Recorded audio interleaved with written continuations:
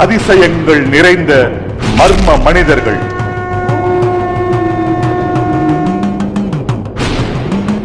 அமானுஷ்ய சக்திகளை தேடி ஒரு பயணம்.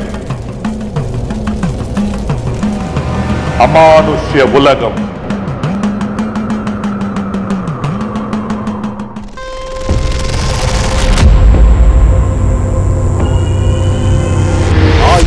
ஆண்டுகளை கடந்து கம்பீரமாய் நிற்கும் ஆலமரமும் காராட்சி மரமும்.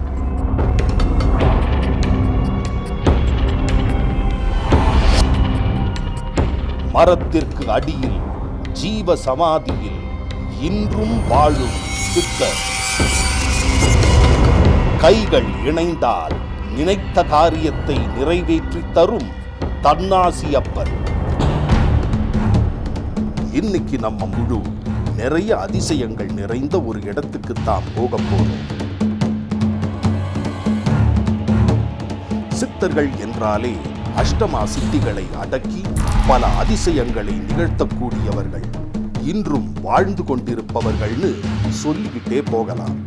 அப்படிப்பட்ட ஒரு சித்தரோட ஜீவ சமாதிக்குத்தான் இன்னைக்கு நாம போய் அவரோட வாழ்க்கை பற்றியும் அவர் இன்றும் நிகழ்த்தி கொண்டிருக்கும் அதிசயங்களை பற்றியும் தெரிஞ்சுக்க போறோம். கோவை மாவட்டம் பெரியநாயக்கன் பாளையம் பக்கத்தில் இருக்கிற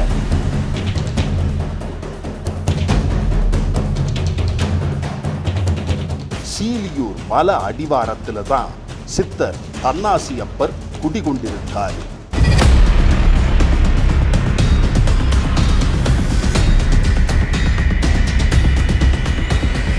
இப்போ யார் இந்த தன்னாசியப்பர்னு தெரிஞ்சுக்கலாம். 18 சித்தர்களில் பிரதான சித்தராக கருதப்படுபவர் தான் இந்த தன்னாசியப்பர். இவரை பின்னாக்கு ஈசர் என்றும் கூறுகிறார்கள். இவர் சென்னிமலை பகுதியில் இருந்து இங்கு வந்ததாக கூறப்படுகிறது. சீலியூர் மலைப்பகுதிக்கு வந்த இவர்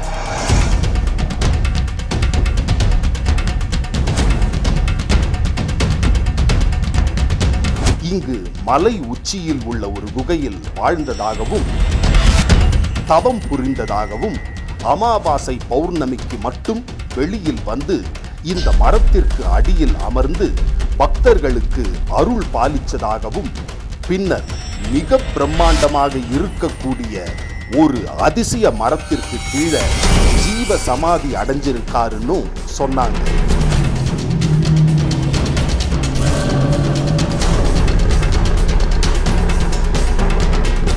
ஆயிரம் ஆண்டுகளுக்கு மேலாக இந்த பகுதியில் உள்ள மக்களுக்கு இவர் அருள் புரிஞ்சுக்கிட்டு வரதாகவும் சொல்றாங்க. முதல்ல தன்னாசியப்பர் வாழ்ந்த குகைக்கு போலான்னு நம்ம குழு முடிவு செஞ்சது.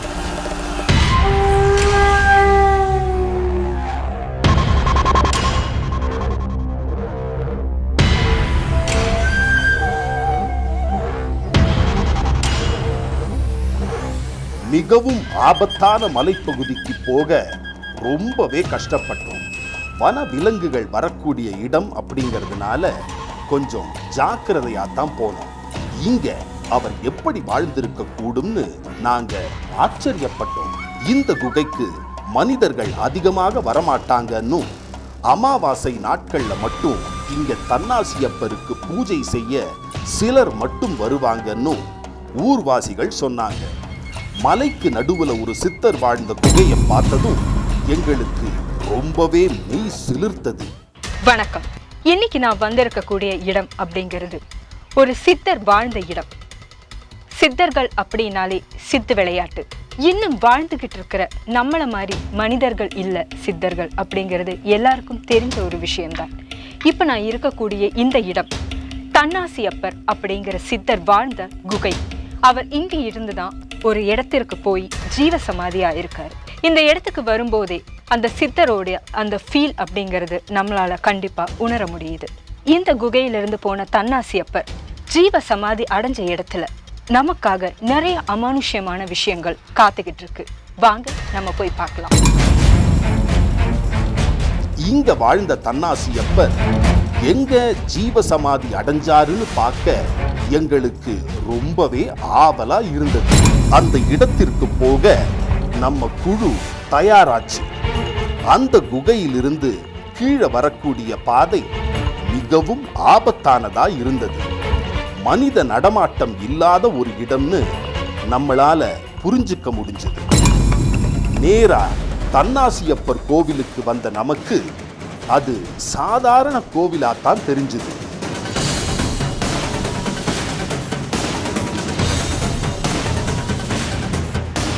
உள்ள போனதும் எல்லா கோவில்கள்லையும் இருக்கிற மாதிரி கொடிமரம், பரிவார தெய்வங்கள்னு ஒரு சாதாரண கோவிலாத்தான் காட்சி அளிச்சது.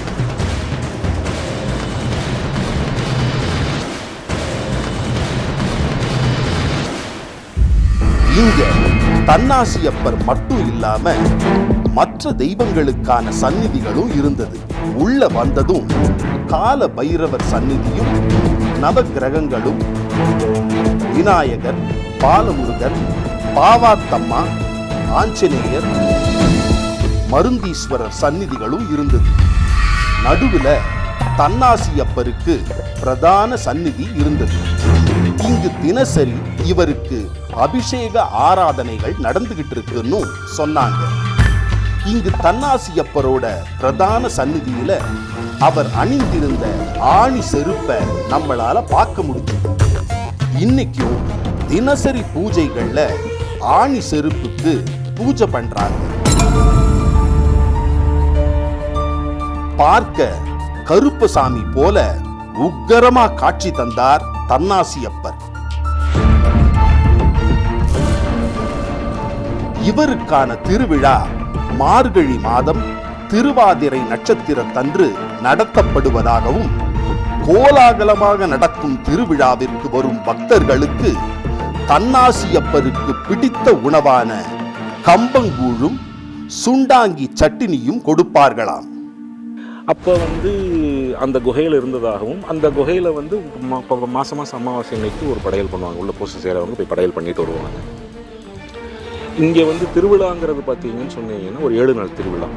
மார்கழி மாதம் திருவாதிரை நட்சத்திரம் தான் எங்களுக்கு இந்த கோயிலுடைய குரு பூஜை. தன்னாசியப்பருக்கு உண்டான குரு பூஜை, பின்னாக்கேசருக்கு உண்டான குரு பூஜை. அது ஒரு 7 நாள் திருவிழா இங்கே. அந்த 7 நாள் திருவிழாவுக்கு அந்த திருவாதிரை நட்சத்திரத்தன்னைக்கு மேலே போய் குகைக்கு போய் அன்னைக்கு தான் நாங்கள் எங்களை மாதிரி ஆட்கள் பக்தர்களே அங்கே போக முடியும். இப்போ போக முடியாதுலாம் கிடையாது. ரொம்ப பாதையெல்லாம் செப்பனிட வேண்டியிருக்கு. ஸோ சரி பண்ணி தான் மேலே போக முடியும். ஏன்னா மலைக்கு மேலே இருக்குது. ஸோ அந்த ஒரு நாளைக்கு முன்னாடி 2 நாளைக்கு முன்னாடி ஆட்கள் போய் அதை சரி பண்ணிட்டு வருவாங்க. நாங்கள் போய் அதுக்கு பூஜை பண்ணிவிட்டு அங்கே அதுக்கு படையெல்லாம் வச்சுட்டு வருவோம். அமாவாசை இங்கே இருக்கிற பூசாரிகள் மட்டும் போய் படையல் பண்ணிட்டு வருவாங்க. அதே மாதிரி இங்கே கோயிலில் அமாவாசைக்கு பிரசாதம்னு பார்த்தீங்கன்னு சொன்னீங்கன்னா கம்பங்கூழும் சுண்டாங்கி சட்னியும் தான் இங்கே நீங்கள் எந்த கோயிலும் அதை கேள்விப்பட்டிருக்க மாட்டீங்க. கம்பங்கூழ் கேள்விப்பட்டிருக்கோம். ஓகே, நீங்கள் சொல்கிற சட்னி, அந்த ஒரு சட்னி அதுக்கு ஒரு காம்பினேஷன். அது அவருக்கு ரொம்ப பிடிச்சமான சட்னி.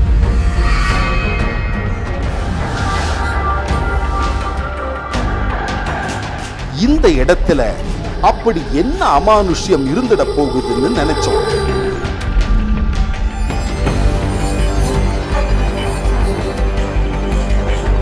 அதுக்கப்புறம் கோவிலை நோக்கி நடந்த நம்ம குழுவை வரவேற்க ஒரு அதிசயம் காத்திருந்தது. இடதுபுறம் ஒரு பெரிய 18 சித்தர்கள் சந்நிதி இருந்தது.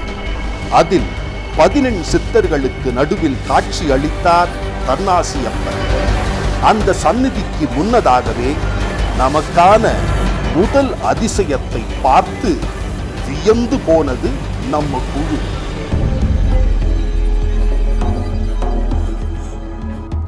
1000 ஆண்டுகளை கடந்து கம்பீரமாய் நின்று கொண்டிருந்த அதிசய மரங்களை பார்க்க முடிஞ்சது. இதில் என்ன அதிசயம் என்று பார்த்தால் ஆலமரமும் காராச்சி மரமும் பின்னி கிடந்தது.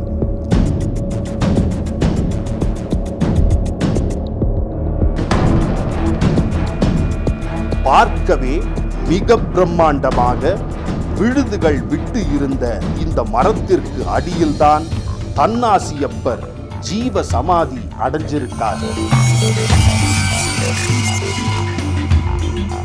வியந்து போன நாங்க அந்த ஜீவ சமாதியை நோக்கி போனோம். அங்க தன்னாசியப்பர் சிலை ஒன்று இருந்தது. அதற்கு அடியில்தான் அவரோட ஜீவ சமாதி இருக்குன்னு சொன்னாங்க.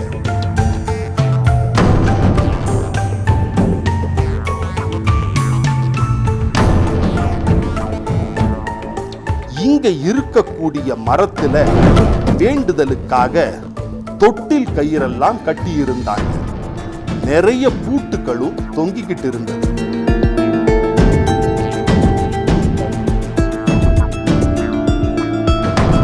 இடப்பிரச்சனைகள், தீராத தகராறுன்னு எது இருந்தாலும் இங்கு வேண்டுதல் வச்சு அது நிறைவேறினதும் கூட்ட காணிக்கையா கொடுப்பாங்கன்னு அங்க இருந்த ஒருத்தர் சொன்னாரு.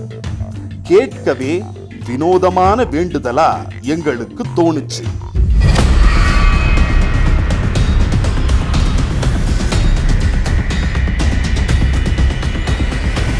அதுக்கப்புறமா அங்க நடக்கக்கூடிய நிகழ்வுகளை நம்ம குழு பார்த்துக்கிட்டு இருந்தோம். நிறைய பேர் அந்த பிரம்மாண்ட மரத்துக்கு அடியில அமர்ந்து கைகளை விரிச்சு வச்சபடி ஏதோ செஞ்சுக்கிட்டு இருந்தாங்க. சிலர் கை சேர்ந்துச்சு, சிலருக்கு சேராமலேயே எழுந்துட்டாங்க. எங்களுக்கு ஒண்ணுமே புரியல. அப்போ அங்க வந்த ஒரு பக்தர்கிட்ட இங்க என்ன பண்றாங்கன்னு கேட்டோம். அப்போ அவர் சொன்னாரு, இந்த மரத்துக்கு அடியில அமர்ந்து கைகளை விரிச்சு வச்சபடி மனசுல ஏதாவது நினைச்சுக்கிட்டு தியானம் பண்ணணும். நம்மள அறியாமலேயே நம்ம கை சேருமா? அப்படி சேர்ந்துச்சுன்னா நம்ம நினைச்ச காரியத்தை தன்னாசியப்பர் நிறைவேற்றி தருவாருன்னு, சேரலன்னா அந்த காரியம் நடக்காதுன்னு சொன்னார். இத நம்பலாமா வேண்டாமான்னு எங்களுக்கு ஒன்றும் புரியல. சில பக்தர்கள் அவங்களோட அனுபவங்களையும் நம்ம கூட பகிர்ந்துகிட்டாங்க. அதையெல்லாம் கேட்கும்போது நம்மளும் இதை ட்ரை பண்ணி பார்க்கலாம்னு நினைச்சோம். புன்னாக்கீசருங்கிறவர் தன்னாசியப்பராக இங்கே இருந்து இங்கே இருக்கிற ஊர் மக்களுக்கெல்லாம் அருள்பாலிச்சிருக்கிறாரு. கிட்டத்தட்ட இந்த கோயில் இப்போ நீங்கள் பார்த்துருக்குற இந்த கோயில் பண்ணியிருக்கிற கோயில் வந்து இப்போ பார்த்துருக்கிறது இதெல்லாம் இந்த ஒரு 20 வருஷம் 30 வருஷத்தில் பண்ணின கோயில். முதல்ல இங்கே பிரதானமே இந்த ஆலமரம் தான். ஆலமரமும் காராச்சி மரம், நீங்கள் பின்னாடி பார்த்தீங்கன்னா ஆலமரமும் காராச்சி மரம் தான். கிட்டத்தட்ட 1000 வருஷத்துக்கு மேலே இருக்கும் அந்த ஆராய்ச்சி மரம். அங்கே தான் அந்த பின்னாக்கீசர் என்கிற தன்னாசியப்பர் வந்து அங்கே தான் இருந்து அருள்பாலிச்சதாக சொல்கிறாங்க. ஒரு குறிப்பிட்ட காலகட்டத்தில் பக்தர்கள் தங்களுடைய வேண்டுதல்கள் நிறைவேற ஆரம்பிக்கிறதுக்கப்புறம் சின்ன சின்னதாக செய்ய ஆரம்பித்து இன்றைக்கி கோயில் இவ்வளோ பெருசாக இருக்குது. நீங்கள் பார்த்துருக்கீங்க, இவ்வளோ பெரிய கோயில் ஆகிருக்கு. தன்னாசியப்பர் பின்னாக்கீசர் இன்றைக்கி எங்களோட தான் இருக்கிறார். அவங்களுக்கு சாவுங்கிறது எப்பவுமே கிடையாது. சித்தர்களுக்கு சாவே கிடையாது. அவங்க எந்த ரூபத்தில் இருக்கிறாங்க நம்மளால் கண்டுபிடிக்க முடியாது. பட் ஆனால் இங்கே பொறுத்த வரைக்கும் வேண்டுதல்கள் என்னுடைய அனுபவ அறிவு கேட்டுன வரைக்கும் எந்த வேண்டுதல்களாலும் நிறைவேறும். அதுக்கு மேலே உங்களுக்கு ஒரு குழப்பம், இது நடக்குமா நடக்காதான்னு ஒரு குழப்பம் இருக்கிறதுக்கு அந்த மரத்துக்கு கீழே கை வச்சு பார்க்குறது நீங்கள் பார்த்துருப்பீங்க. அந்த கை வச்சு பார்க்குறப்பே உங்களுக்கு முழுசாக சொல்லி அந்த இடத்துல பதில் வந்துடும்.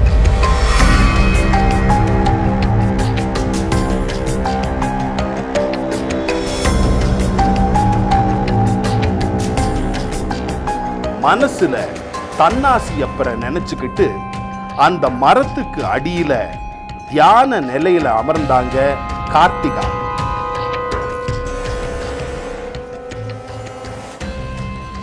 அவங்க கூட இன்னும் சில பக்தர்களும் தியான நிலையில கைகளை வச்சபடி அமர்ந்திருந்தாங்க.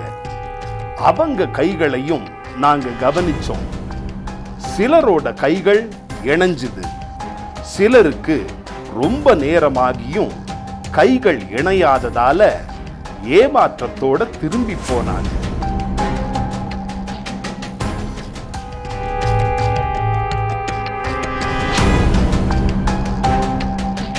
அவங்களோட கைகளை நம்ம கேமரா ரொம்ப க்ளோஸா ஃபாலோ பண்ணுச்சு.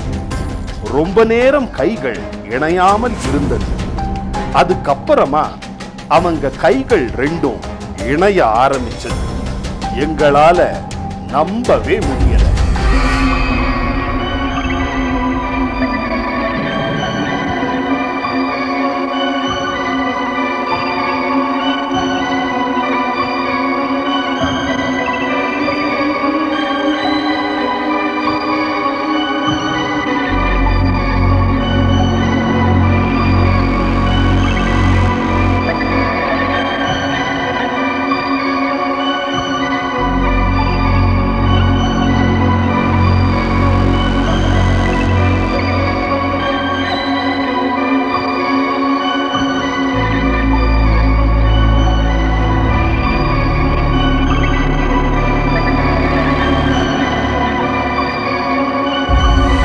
மேலும் சில பக்தர்கள் கிட்ட கேட்டப்போ அவங்க சொன்ன அனுபவங்கள் எல்லாமே எங்களுக்கு ரொம்பவே ஆச்சரியமா இருந்தது.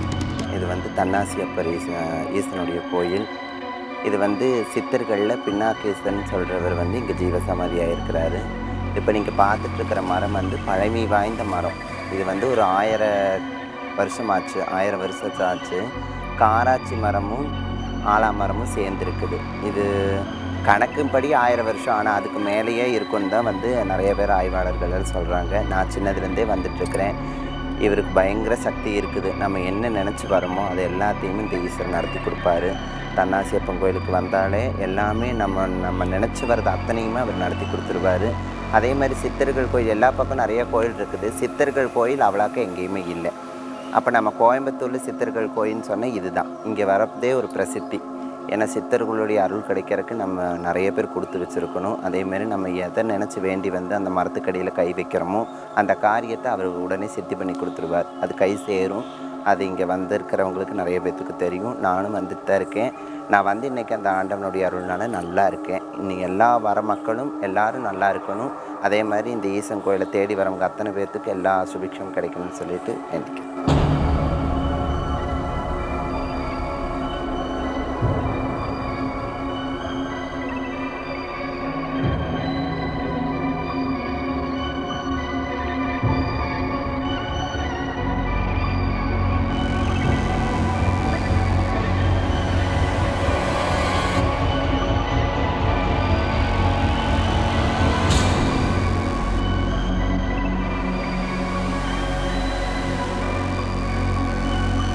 நம்மளுக்கு நிறைய தகவல்களை சொன்ன செந்தில்குமார் இங்க தன்னாசியப்பர் இன்னும் வாழ்ந்துட்டு தான் இருக்காருன்னு இப்போ நாங்க தன்னாசியப்பரா பார்க்கறது இங்க வெளிய குறி சொல்ற சுவாமியத்தான்னு சொன்னாரு. நடக்குமா நடக்காதான்னு ஒரு குழப்பம் இருக்கிறதுக்கு அந்த மரத்துக்கு கீழே கை வச்சு பார்க்குறது நீங்கள் பார்த்துருப்பீங்க. அந்த கை வச்சு பார்க்குறப்பே உங்களுக்கு முழுசாக சொல்லி அந்த இடத்துல பதில் வந்துடும். அதை தவிர உங்களுக்கு அதுக்கு மேலேயும் குழப்பம் இருக்குதுன்னா இங்கே பெரிய பூசாரி ஒருத்தர் இருக்கிறாரு. அவர்கிட்ட போய் உட்காந்து சோழி போட்டு பார்த்தோம்னு சொன்னோம்னா நடக்கும் நடக்காது நடக்கிறதுக்கு உண்டான என்ன வழிமுறைகள் அனைத்தும் சொல்லிடுவார். அவர்கிட்ட இன்னொரு ஒரு விஷயம் என்னன்னு சொன்னோம்னா அவரை தான் நாங்கள் இப்போ வந்து பின்னாக்கேசராக நினச்சிட்ருக்குறோம். அவரும் என்னை மாதிரி உங்களை மாதிரி ஒரு சாதாரண மனிதன் தான். பட் எங்களுக்கு பொறுத்த வரைக்கும் அவர் தான் குரு. A to Z நீங்கள் எந்த விஷயம்னே பேச வேண்டாம், கிட்ட போய் உட்காந்திங்கனாவே உங்கள் கதையை சொல்லிடுவார். ஸோ எங்களுக்கு பொறுத்த வரைக்கும் எந்த ஒரு விஷயமா இருந்தாலும் அவருடைய பர்மிஷன் இல்லைன்னு சொன்னோம்னா நாங்கள் செய்ய மாட்டோம்.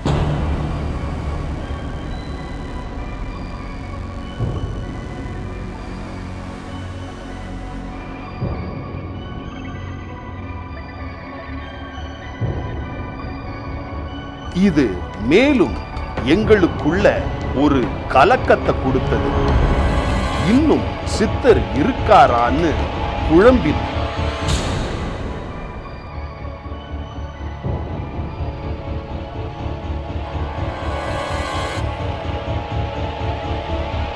அங்க இருக்கிறவங்க கிட்ட தெளிவா சில விஷயங்களை கேட்டு தெரிஞ்சுக்கிட்டோம். இந்த சாமி கிட்ட நம்ம போய் நின்னாலே போதும், நம்மளை பத்தின அத்தனை விஷயங்களையும் சொல்லிடுவாருன்னு சொன்னாங்க. எங்களால நம்பவும் முடியல, நம்பாம இருக்கவும் முடியல. என்னதான் நடக்குதுன்னு பாப்போன்னு அவரை நோக்கி போனோம்.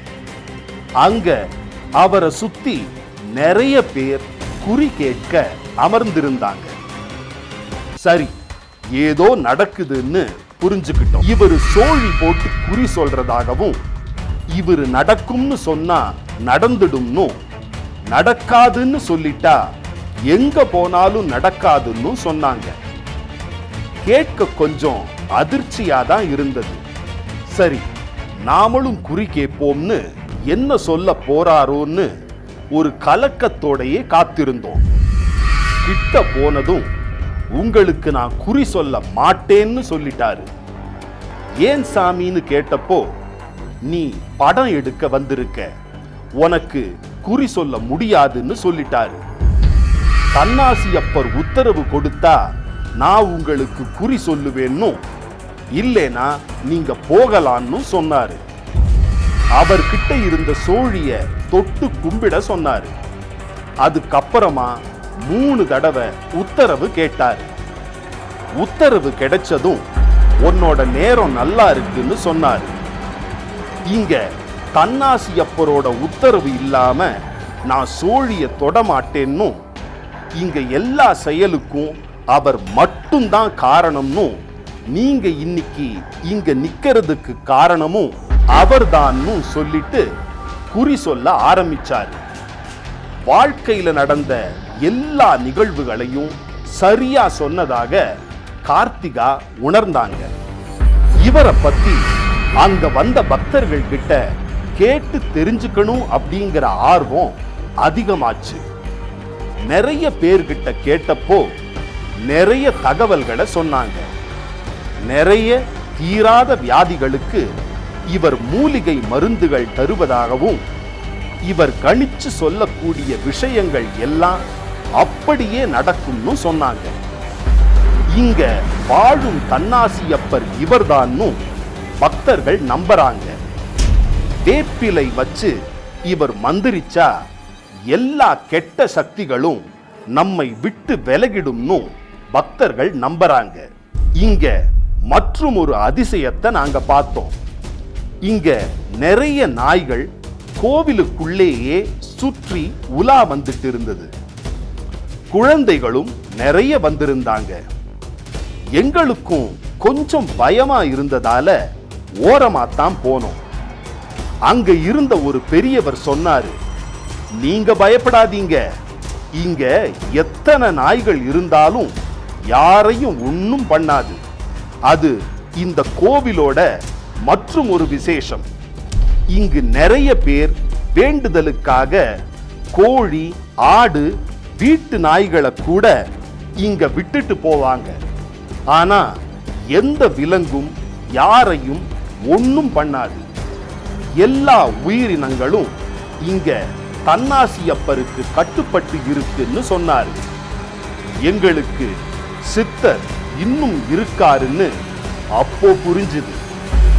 இங்க இருக்கக்கூடிய பாம்பு புத்து சுயம்புவா எழுந்ததுன்னு, நிறைய நாகர்கள் இங்க வந்து போவாங்கன்னு, அவங்களும் யாரையும் ஒன்னும் பண்ண மாட்டாங்கன்னு சொன்னாங்க. இந்த கோவிலுக்குள்ள நடக்கக்கூடிய அத்தனை நிகழ்வுகளும் எங்களுக்கு நிறைய அமானுஷ்யங்களை காட்டுச்சு. இன்றும் வாழ்ந்து கொண்டிருக்கக்கூடிய சித்தரை உணர்ந்தோம். இந்த கலியுகத்துல இன்னும் நம்மள ஒருத்தங்களா சித்தர்கள் வாழ்ந்துட்டு தான் இருக்காங்க அப்படிங்கிறதுக்கு இந்த தன்னாசியப்பர் கோவில் ஒரு பெரிய சான்றா இருந்துட்டு வருது. இன்னைக்கு தன்னாசியப்பர் கோயிலுக்கு வந்ததுல நிறைய அமானுஷ்யங்களான விஷயங்களை தெரிஞ்சுக்க முடிஞ்சிச்சு. நிறைய பேர் அவங்க உணர்ந்த விஷயங்களை நமக்கு தெரிவிச்சாங்க. கண்டிப்பா இந்த இடத்துக்கு வரக்குள்ள நமக்கு ஒரு வைப்ரேஷன் அப்படிங்கிறது நம்மளால உணர முடியுது. ஒரு பாசிட்டிவான இடத்துக்கு வந்தோம் அப்படிங்கிற ஒரு நிம்மதியும் நமக்கு இருக்கு. இதே மாதிரி சித்தர்களாகட்டும், அமானுஷ்யம் நிறைஞ்ச இடங்களாகட்டும் உங்களுக்காக காத்துக்கிட்டே இருக்கு. உங்களை நான் அடுத்த நிகழ்ச்சியில சந்திக்கிறேன். நன்றி, வணக்கம்.